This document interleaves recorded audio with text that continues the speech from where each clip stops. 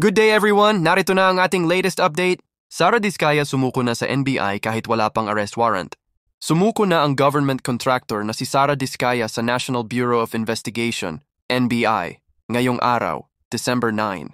Ito'y bago pa man ang inaasahang pag-issue ng warrant of arrest laban sa kanya kaugnay ng mga kasong isinampa laban sa kanya dahil sa pagkakasangkot sa maanomalyang flood control projects. Ayon sa ulat, humingi ng tulong si Diskaya sa pamunuan NHNBI para sa pagsusumite sa voluntary custody habang nakabinbin pa ang warrant of arrest laban sa kanya. Sabi naman ni Atty. Cornelio Samaniego sa media sa pamamagitan ng Viber message, she surrendered this morning. Wala siya tinatago. Her lawyer accompanied her. Matatandaang naghain ang Office of the Ombudsman ng graft at malversation cases laban kay Diskaya at ilang opisyal ng DPWH kaugnay ng 96.5 million ghost flood control project sa Davao Occidental. Ang pagsuko ni Diskaya ay nangyari matapos ding sabihin ni Pangulong Bongbong Marcos na ilalabas ang warrant sa linggong ito at marami ang magpapasko sa kulungan na sangkot sa mga flood control projects ng DPWH. Ang tanong magpasko nga kaya si Diskaya sa loob ng kulungan? Iyan ang ating abangan. Samantala, Rowena Guanzon idedemanda nag-upload ng viral video sa mall. Nagbanta si Dating Commission on Elections, COMELEC, Commissioner Atty. Rowena Guanzon sa taong nag-upload sa kanyang viral video habang nagagalit sa loob ng mall.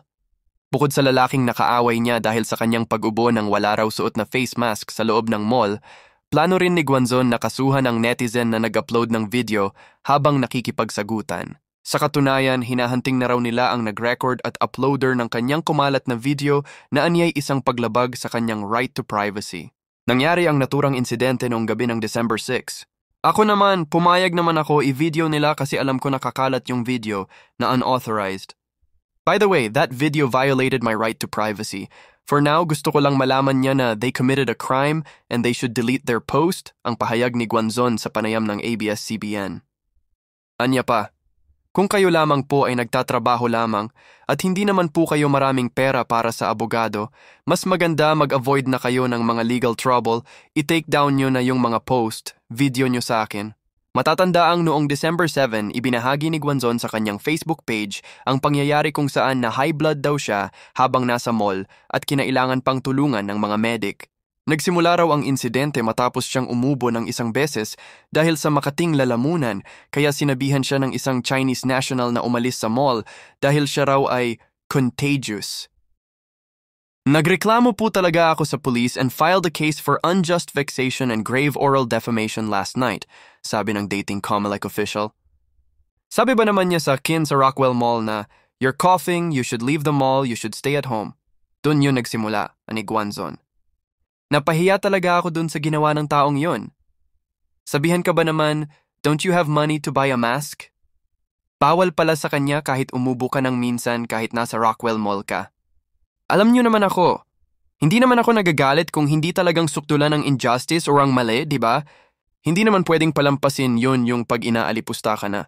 Dinidefend ko nga ibang tao pag ginaganon sila, sarili ko pa kaya? Saad ni Guanzon. Kasunod nito, nagsampa nga ng reklamo si Guanzon sa Makati Central Police Station laban sa naturang lalaki na pinangalanan niyang Chiong.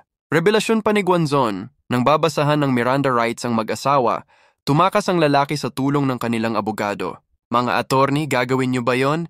Itakas ang kliyente niyo? Hindi ba that is against our code of conduct as lawyers? Mananagot ka din kagaya ni Martin Luther. Aniya pa. At yan ang ating latest news for today's video. At para sa iba pang update, tutok lang sa Milyonaryo Channel. Thank you for watching.